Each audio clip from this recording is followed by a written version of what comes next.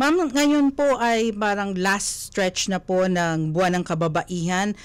Ano po ba ang ibig sabihin para sa inyo ng pagiging isang Pilipina scientist na gumagawa ng mga pagbabago sa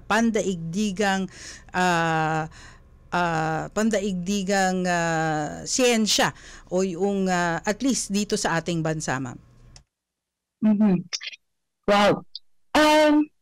Siguro ang para sa akin, no, Filipina scientist creating an impact. So basically, isang babae na ginagawa niya yung best niya kung saan siya dalubhasa or eksperto upang tugunan ang mga hamon na kinaharap ng bansa natin. So using your expertise to solve real-world problems. So siguro yun lang, no? It's a practical use of our science.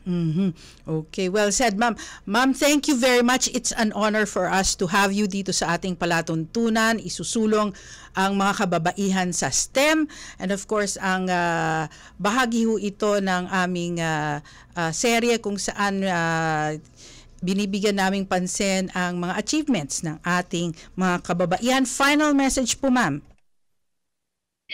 Well, kung hindi pa kayo na kukumbinse na mag-pursue ng STEM, this is the time.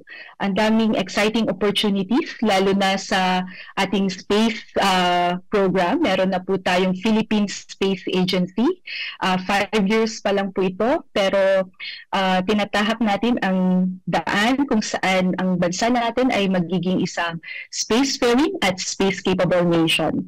At kailangan namin kayo na maging bahagi nito at maging part ng ating space ecosystem.